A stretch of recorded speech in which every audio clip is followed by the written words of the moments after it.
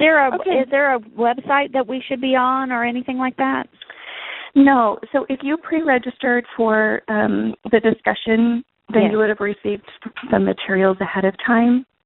Primarily, what we're going to focus on is the recognition and how to get to recognition. I didn't get anything. Oh, you didn't? Okay. No, and ma'am. So who's speaking? This is Darlene Carney from Conroe. Okay. It should be in your you should have got an email, Darlene. I didn't get an one. email. I didn't get anything. Okay. I didn't get anything either. No? Okay. If you send... Larissa, are you on? Yes, I'm on. It depends on when they registered, when they got the email. So if you registered a little late, you probably didn't receive it. So if you can email me at larissa.deluna@heart, I can forward you that. Okay. Can you say that again? What? Larissa, LARISSA. LARRISSA? 1 R. Oh, Darlene, Darlene, this is Sybil. Yeah. I just forwarded it to you. Oh, okay, thanks. Okay. And there was somebody else on the line that didn't receive the information. Oh, okay. I thought there was more than one of you, but so we'll be focusing on recognition. The only thing that you might want to have in front of you is the recognition criteria. Other than that, it's just open forum time. So before we get started talking about the specifics of recognition, is there anything that anyone wants to talk about in particular on today's call? Any burning questions? I have a question. Has there been any indication of how soon they think that the CAD tool may be expanded or I guess maybe deviating from Actions tool?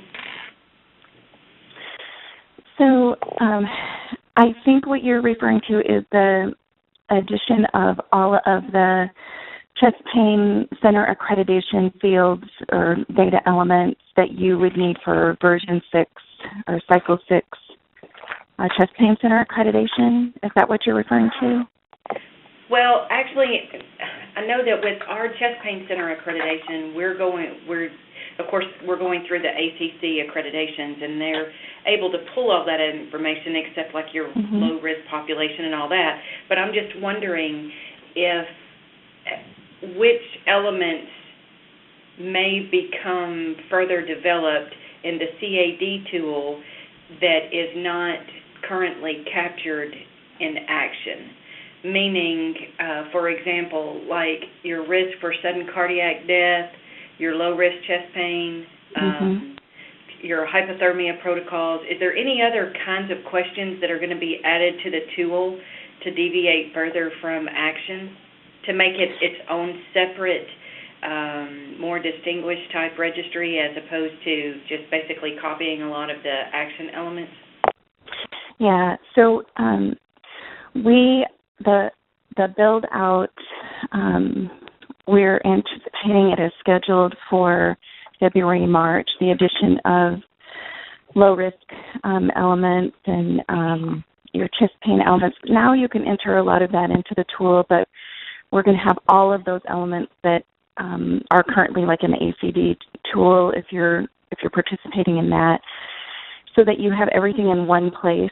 You'll have all of your NSTEMI, your non-STEMI, and your and all the things that you need for your chest pain center accreditation in the Good with the Guidelines CAD tool. So what we're hoping to do is to make it easier for hospitals to just house everything in one place and not have to have everything in multiple locations. And we do have in our contract with the ACC that Get with the Guideline coronary artery disease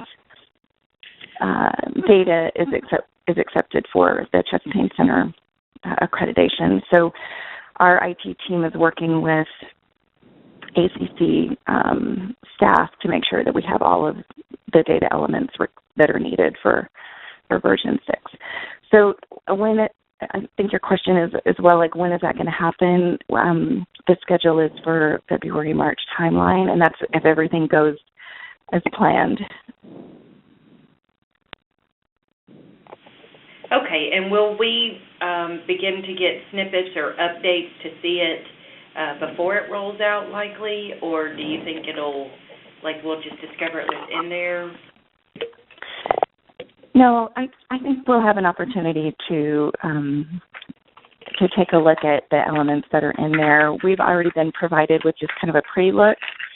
We're not able to share that out yet, but I know that, if they're working on the build-out, they'll provide information so that we can give our partners a heads up, so you can see what you're going to need to start collecting before it actually goes live. Okay, thank you. You're welcome. This may be a little bit off subject a little bit, but yesterday is when I submitted our application at Kingwood for the AHA CAD, and I didn't have the actual number of hospital beds. I put 368, and we're actually 373. Is there a way that I can correct that, or does that really matter? I think you're close enough. You're only 5 patients off, so that you're close enough with the number that you provided. Okay. Thanks for submitting that. You hit you got it in under the under the wire. If there's anyone else on the line who submitted their enrollment or missed the deadline and plan to within the next 2 weeks. Did I hear somebody say yes, you're in that situation too? No, I submitted mine yesterday. Okay. This is Conroe. Conroe, okay. So I'm just going to send a note over to make sure that our leadership has a heads up so that so Kingwood and Conroe. So you guys, just for those hospitals that are kind of close to the deadline, we want to make sure that you will receive that the discount for next year. So I'll send a note and My make sure that hospital hasn't made a decision yet. If they make it like in the next week, would we still be eligible for the discount or not? If it's underway, like if you're in discussion, with your administration and they're working, if we can say that you're working on the enrollment form, I'll submit your hospital name as well, so that if it comes through by the 15th, that you would still be eligible. Which hospital? Texas Health Arlington Memorial. Okay. All right. There's a discussion going on between corporate and the individual hospitals on who's going to do what. That takes an act of Congress, right? Yes, it does. Yes. See, everyone goes, yes. Mm-hmm. Okay, I'll add you to the list. Very good. Any other enrollment questions or module questions? Okay.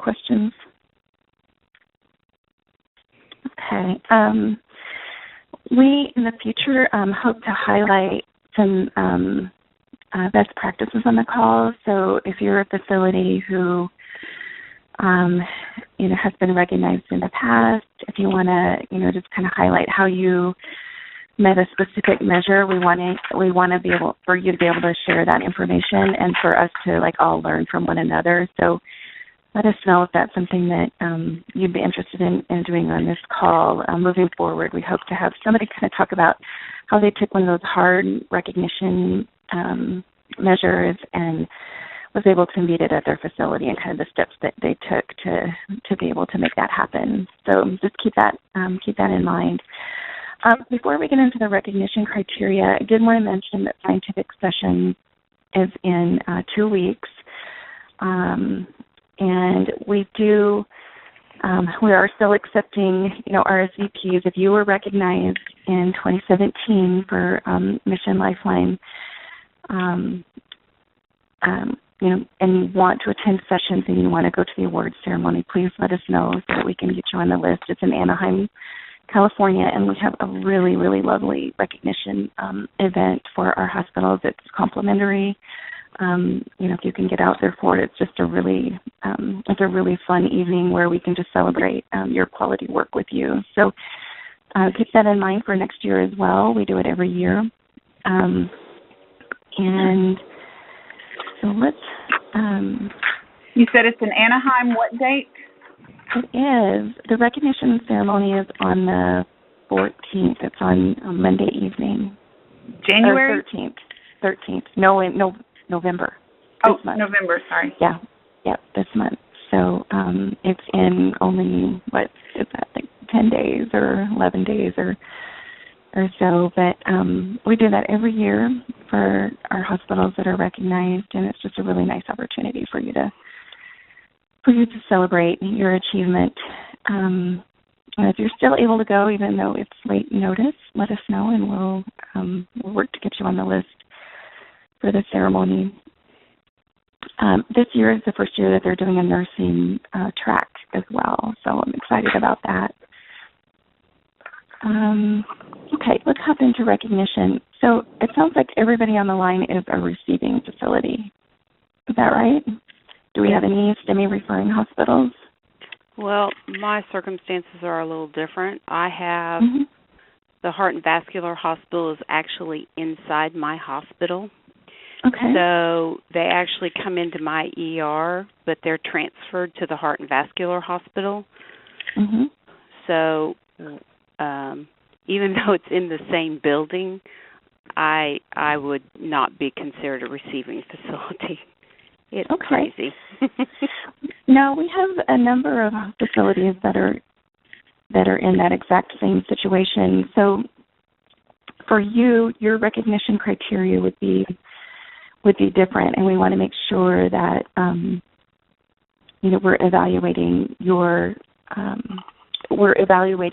your performance on referring center metrics. So I just want to make sure we'll touch on that then as well, the referring center metrics. So for those of you, I think you all have been involved with Mission Lifeline in the past. Is there anyone who has not been involved with Mission Lifeline? Okay.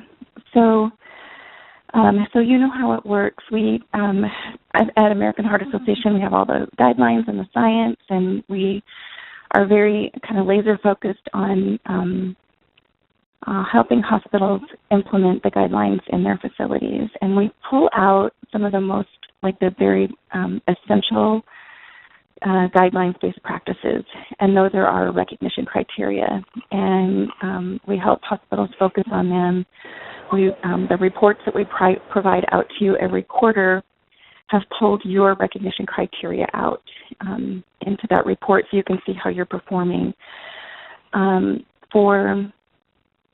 this is where if you have the documents in front of you, you'll want to pull up the document that's labeled 2018 Mission Lifeline Recognition Receiving Criteria. We'll go over the referring criteria next. But the receiving criteria, we have two different awards programs, a STEMI awards program and an NSTEMI recognition program. You can, and I have several hospitals this year who got NSTEMI recognition without getting STEMI recognition. You can get one without the other, or you can get both. So let's go over the STEMI recognition measures first.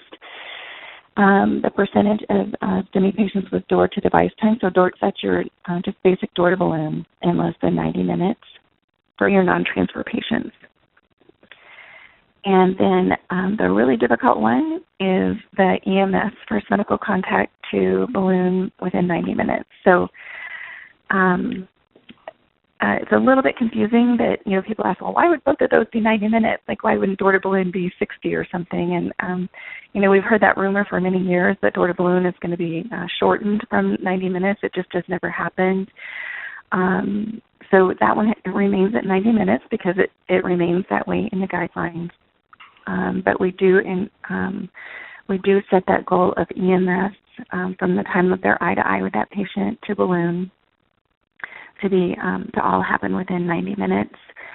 the hope is there that if EMS is giving you a heads up, that they're on their way, that it can help shorten your door-to-balloon time. And I would say that it's very, very difficult to meet that measure unless you're activating your team based on the field call from EMS. And then we do have this year something that we're going to be looking at and we're going to be adding to the tool is that actual transfer time, or not transfer time, but the time that from the time that the EMS picks that patient up and gets them to your facility, if that drive time is prolonged greater than 45 minutes, and you're able to get the patient from your door to balloon within 30 minutes or less, that would be something that would be provide an allowance or an exclusion for you. Okay, so you're saying that they'll be using that as an exclusion now? Yes. Oh. So we are. So one of the things about Mission Lifeline, the platform changing, is that we can be very nimble with the types of things that we're able to add and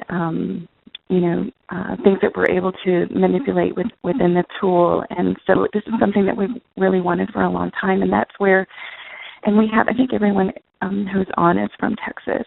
And that, sometimes those rural patients, they're coming in from EMS that they're several counties away. Mm-hmm. Air may not be an option, for whatever reason. Either they're not available or it's a favor, they just can't fly, which we have. And so, if ground transportation is extended, if that time is extended, but you're still gathering your team, so you get that heads up, you're gathering your team so that you can get that patient from door to balloon within 30 minutes. Those patients, will no longer fall out of the first medical contact to device measure. So, we feel like that's a fair exclusion for those patients that are coming from a long way away. But we do have that caveat that then you've got to have them, balloon up within 30 minutes. Okay. Yep. Yeah, that's new this year. That's great. I know. We're excited about it. Okay. The next one is aspirin within 24 hours of arrival. If the EMS is giving you aspirin, you can, that's something that you can take into consideration, and that patient will fall into the measure. You want them to have aspirin at discharge as well. Beta blocker at discharge, and there should have been another on mine. There's not a line in between these two, but maybe there is on yours. Might just be the format of mine. The percentage of STEMI patients that have a high LDL greater than 100 that receive a statin or lipid-lowering medications, that they go home on those. And then we've got patients with LV systolic dysfunction that are on ACE and ARB at discharge, and percentage of STEMI patients that smoke that get smoking cessation counseling. And then we have a plus measure. So it's not going to keep you from recognition if you don't meet it, but you get kind of like a gold star or an added plus recognition if you need it, and that's for your transfer patients. And it's for everything happening within 120 minutes. So the clock starts at the outlying hospital door and then stops when the balloon is up at your facility. Can I ask one question? Sure. Since you're American Heart and American Stroke, why is it that the LDL for stroke is they need it on lipid therapy or or a statin at discharge for their LDL being greater than 70, but for the heart it's still 100? Why is there a difference still? Yeah, so it is completely guidelines based. So it's what the science writers have written into the guidelines. And so, it's just based on the different studies that have been done on different patient populations. And, we have new STEMI guidelines we anticipate probably will be released next year. And so, who knows, maybe it will change. And if it does, then we'll follow the new STEMI guidelines and lower it for our STEMI population as well. But it's just a difference in, what the science and what has been written into the guidelines for stroke versus STEMI. Okay. All right, thank you. Good question. Yeah. And then there's a volume criteria that you need to meet for your STEMI patients. You will need an average of 9 per quarter, 9 patients per quarter, and that average just means that if you say you have 12 in one quarter and then you drop to 6 in the next quarter, that will all be taken into consideration. So when the data is annualized, you just will need a 36 or more in order to have a silver or gold level achievement. And then, we do have those hospitals that weren't recognized, say in 2017, or they're new to the program, and we want them to be able to give them a bronze level award if they're able to meet just 1 quarter of the achievement measures. And so they just need 9 in that 1 quarter and meet all the recognition measures to get recognized. Each individual measure needs to be 75% or greater, and then the composite score of 85% or greater. This year we have a really, different situation in that, the registry changes.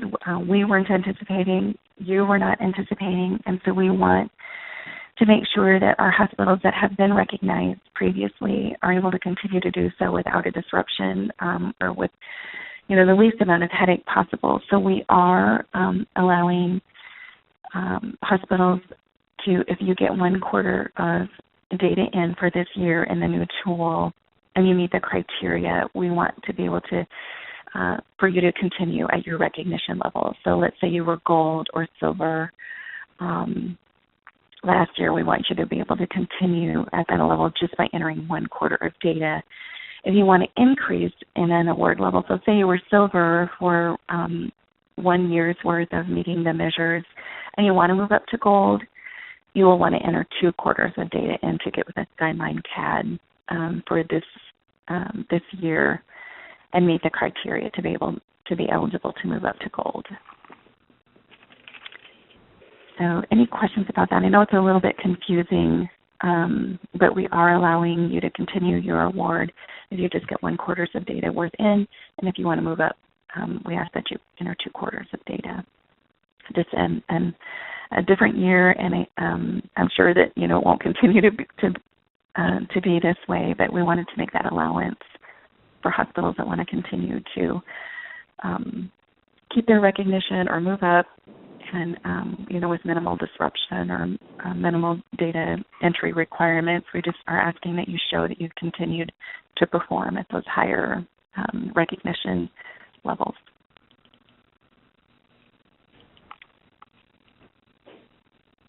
Any questions about STEMI recognition?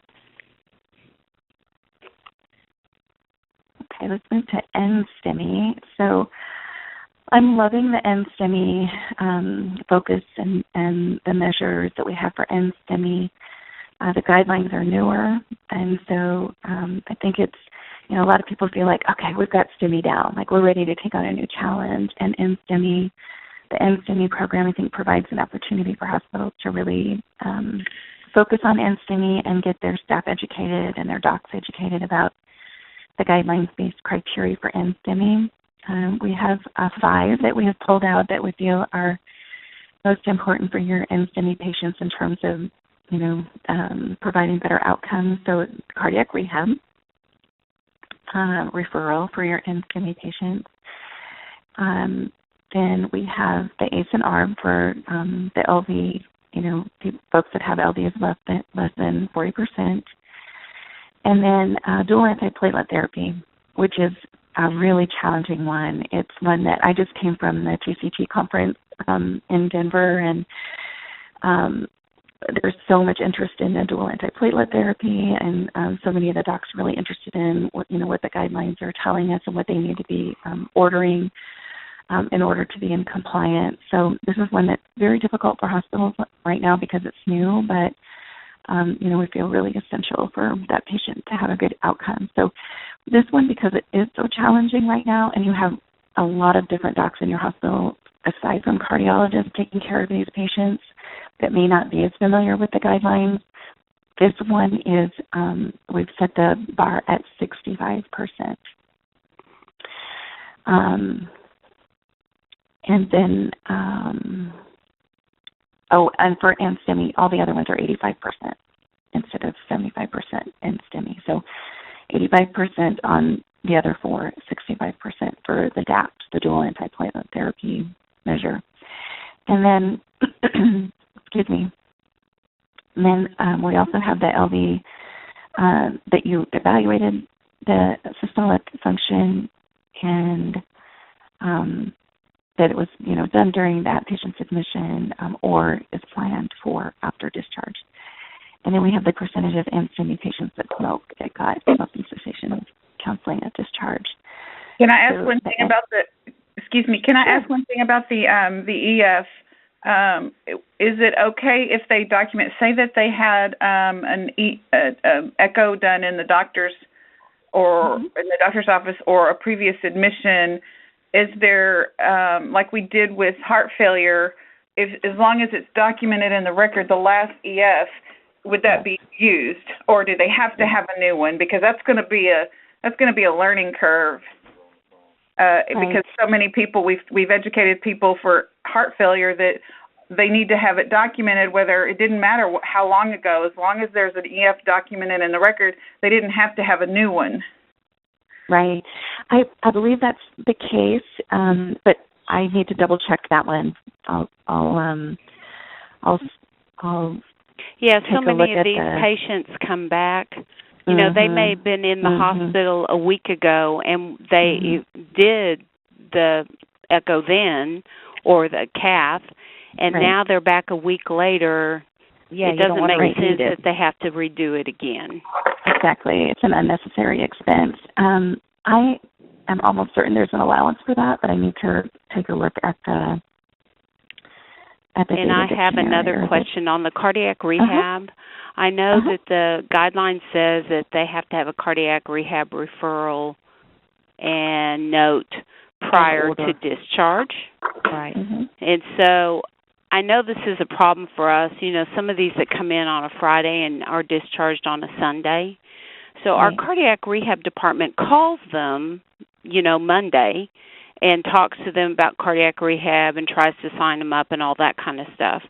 But right now that's still a no, and they fall out on that because it's supposed to be done prior to discharge.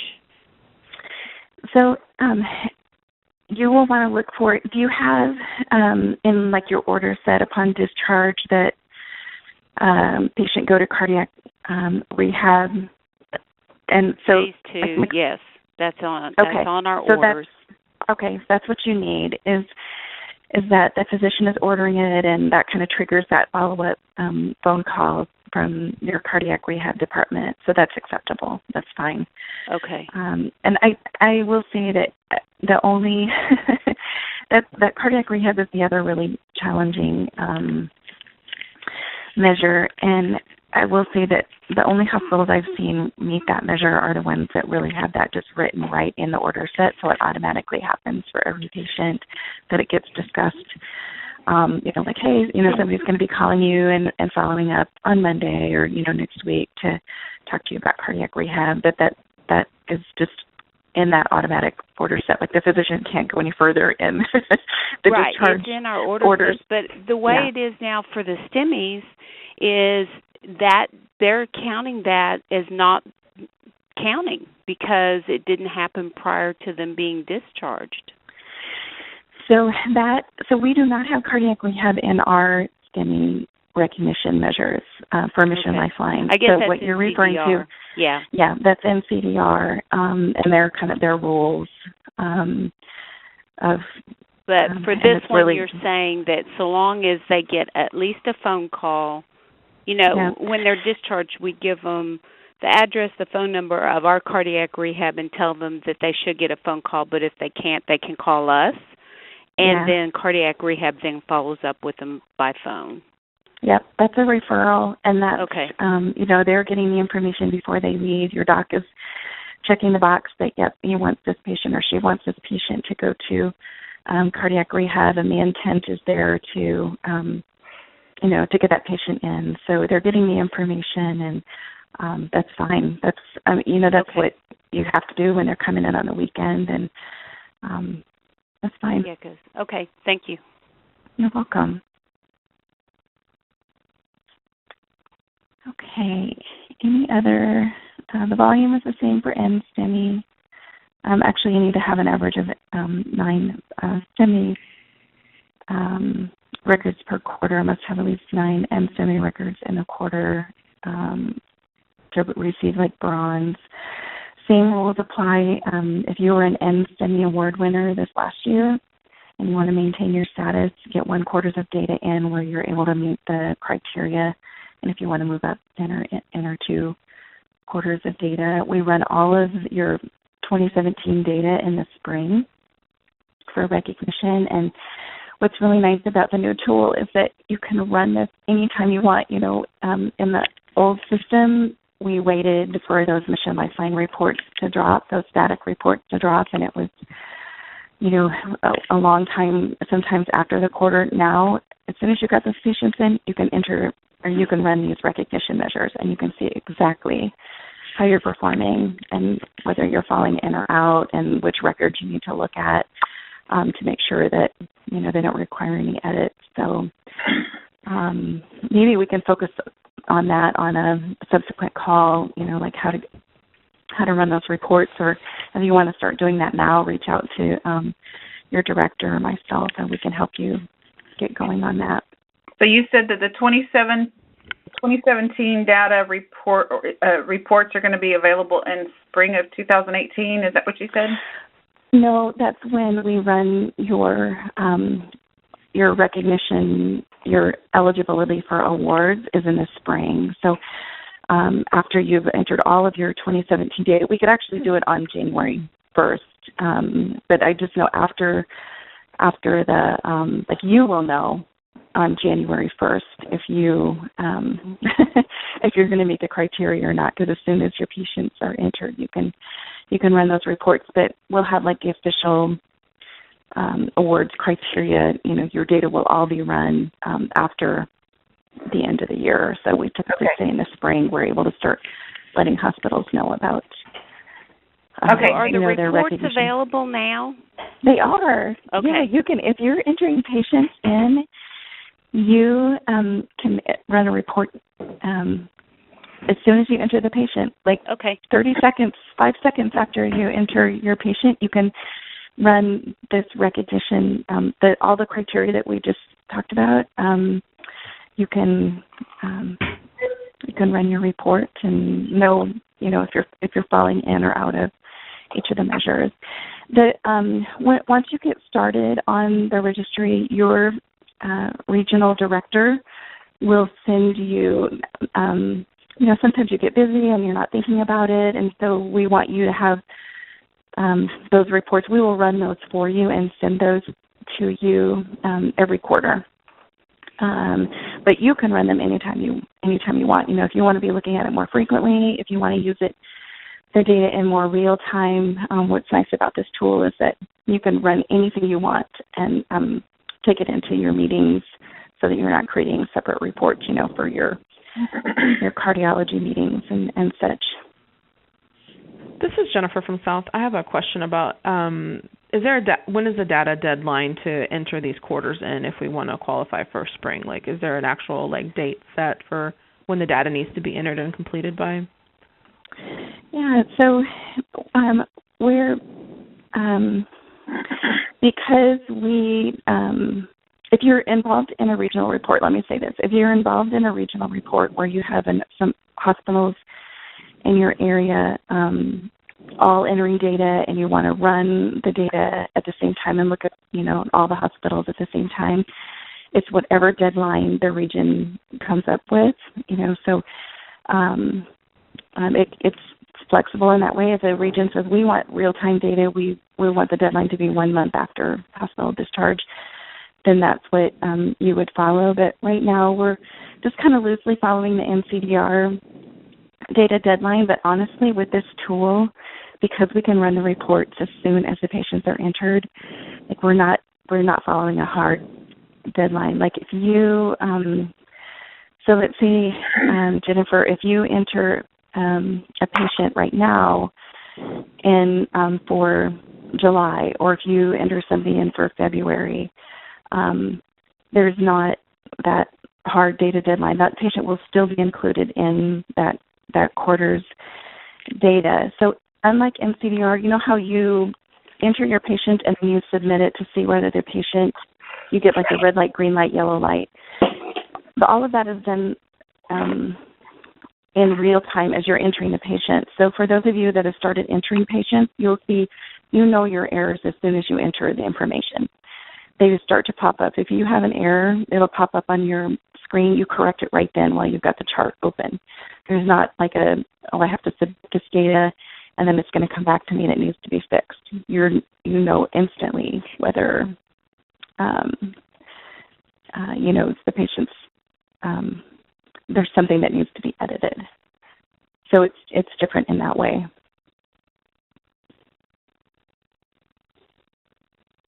But Lonnie, so no hard deadline. For recognition, in order to be recognized, we have to have it in the beginning of March? No, just one. So were you recognized in 2017? No. Okay. So you could receive a bronze recognition level if you get 1 quarter's worth of data in 2017, and it doesn't matter which quarter. It's up to you. You could qualify for a bronze level award. If you enter 2 quarters of data in 2017, you could qualify for a silver level award. And that the silver level award is for this year only, because the tool only became available in I think April or May. So it doesn't matter which quarter, just any 1 quarter within this year where you would meet the criteria, the volume criteria and the measure criteria, and you could become a bronze level award winner. And Lonnie, it's Steph. So, but the data has to be in the system in order to be analyzed. We're asking for that by the end of February. Oh, sorry. So okay. 2017 data. After that, once we run the file, we only have one opportunity to run the file and then have everyone recognized. So if data is entered in April, then we've passed that window and we wouldn't be able to recognize the hospital. Right. This is Darlene from Conroe. Since we I know Kingwood and I just signed up yesterday, and we do participate in Action. We were told that we could upload our data from Action into this tool. You can. Will we be contacted by somebody to help us get that accomplished? Now that we've just signed up, so we don't even know how to get into the tool. We've not really, gotten like an orientation, I guess. You'll receive. This is Allison, so I will be your person to contact you. Oh, good! Yay! Hello. Hello. That is wonderful news. I'm so glad to hear you guys signed up. Yes. You will get an email from me and from Quintiles, and I'll work with you guys on how to get that historic data uploaded from Action Registry to Quintiles. There's a specific criteria we can give you to get that done. Okay, so, great. Like we can get something like in the next week or two? Yes, I can actually email you over the coding instructions for that. And it's something that you'll probably want to work with your IT department on because it does require you to get some specific coding of certain data. Okay. Is that right, Lonnie? Did I say that right? Yeah. Yeah, so we have the instructions that we can send over to you already, and we are doing this as a one-time batch upload. So because you signed up, when you did, and actually I think anybody that signs up by, I need to check and make sure, but that we're offering that free one-time batch upload of your historical NCDR data. So it can all be, just moved over. What you do is you put it in a specific file, like Allison was saying. Your IT department might need to help you to be able to do that, and then you send that to Quintiles, which is the data platform, and they will upload it for you into Get With The Guideline CAD. So one-time batch upload for free of your historical data to make it easier for you to make that transition. All righty. Thank you. You're welcome. So I want to make sure that we cover the receiving hospital information.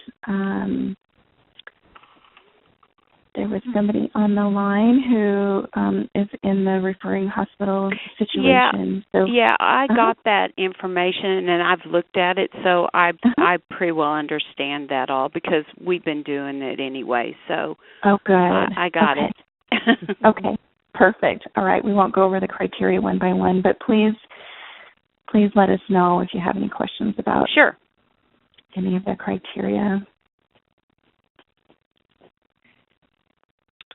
So any other comments, questions?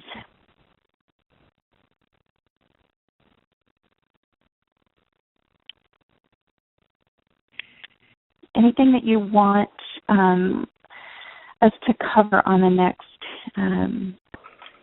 quality exchange? We'll probably have to just kind of work our way through this, and as we go, we could probably jot down some questions that come up for our next call, because I can't think of anything right off the top of my head what to ask. This is Sybil at Kingwood. Yeah, just send us a note. You can send it to Allison, or you can send it to me directly. Either way, and welcome any suggestions, anything that will be helpful to you. Okay.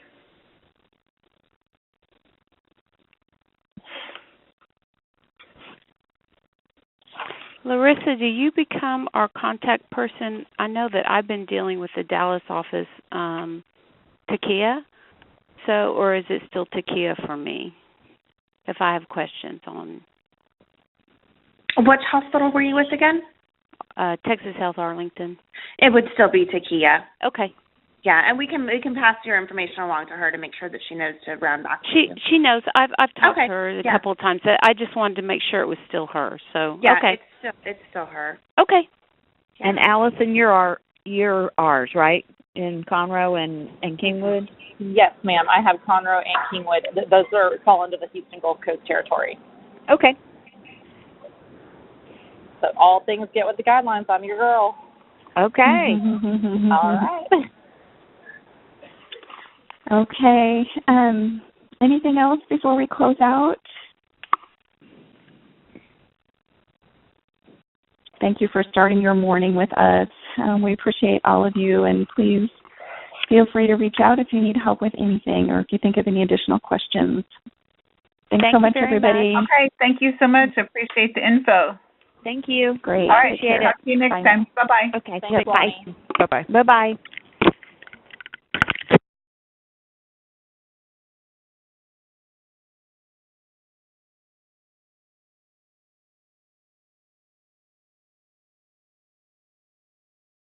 Thank you